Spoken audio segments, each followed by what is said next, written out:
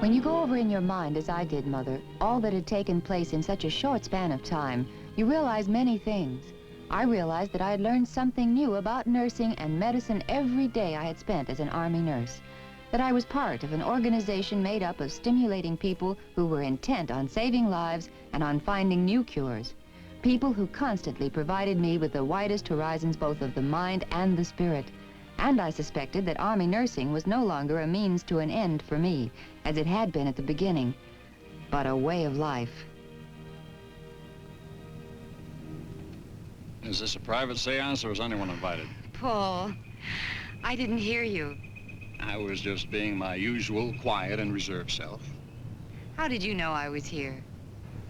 I just said to myself, now, where would she be if she wasn't in her usual haunts? Right here. Still, meditating the big question? Mm-hmm. Any luck? I think so. Anyway, I've been doing a lot of thinking about things I haven't thought very much about before. Well, meaning me, I hope. Oh, look, Ruth, why don't you do what I've asked you to do, what, 50, 100 times? Why not just up and marry me and check the rest of the problem right on that pool there? I bet your mother would like that. No go, huh? Oh, I can't do that. Paul, I love you. I just don't think that marriage is necessarily the answer to any problem. Yep, I guess you're right. And much as I hate to, I have to agree with you. Well, as long as you keep your promise to marry me, I'll just have to go along. You know what's troubling you, Ruth? I do. Because you're a lot like me. You're ambitious. You started your nursing career with practically nothing. And now you're not only well on your way to a master's degree, but to becoming a full-fledged expert in psychiatric nursing. And you're afraid you lose both goals if you quit the service now. Say, you're not planning to go on for a medical degree and become a doctor, are you? No, silly. One doctor in this family is quite enough. Well, that's a compliment. I could see us both competing for the same practice. Well, anyway, where was I? Oh, yes, I was saying that you're very much like me. Ruth, we both suffer from an inner drive that just won't let us rest. A drive that can best be diagnosed as an insatiable hunger for new knowledge, new experience. Of course, not all people are like that, but we are.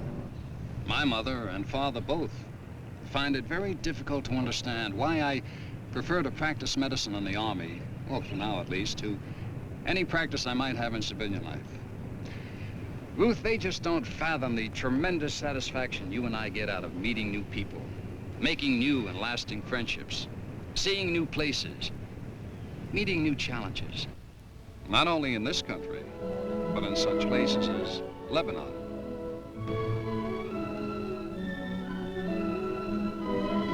And the Philippines. They can't appreciate our sitting and brooding about the fascination of the work to be done in Korea, or Puerto Rico, or Japan, or wherever the vital interests of our country should demand our presence. That's an important key to us, Ruth. Strange as it may sound to some, you and I are the kind of people who strongly believe in doing something important and worthwhile for our country, wherever it takes us. Now, you believe in that as strongly as I do. I know. I've watched your face as some of us have talked about the deep satisfaction we got from our work and experience in distant places. And now you see yourself adding to your personal and broad educational experience in such places as Paris,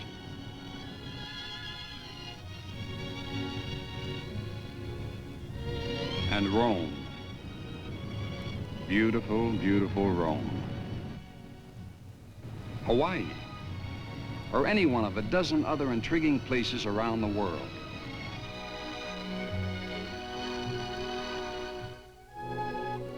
Paul, of course, was right. Both he and I were people who thought less of serving our own purposes than we did of serving others, wherever we were needed. Neither of us, we knew, could be happy any other way. And so, Mother, right at this moment, I just can't bring myself to do what I know you hope I will do. I can't leave this work I've come to know and love, at least not yet. That doesn't mean I love you any less, or miss you any less, or want to be near you any less. What it only means is that I find, at the moment, that being an Army nurse is being something very special. I have yet to hear of another place where nurses are as much the doctor's right hand, his counsel and his confidence, his extra eyes and ears as we who are in the Corps. Even the patients we treat have a special regard for our being what we are. I find it very gratifying. And the rank we hold, lieutenant, captain, major, and higher, makes us something even more special. Right now, Mother dearest, I just can't give any of it up. I hope you will understand. I plan to visit you very soon. Until then, and with all my love, your daughter, Ruth.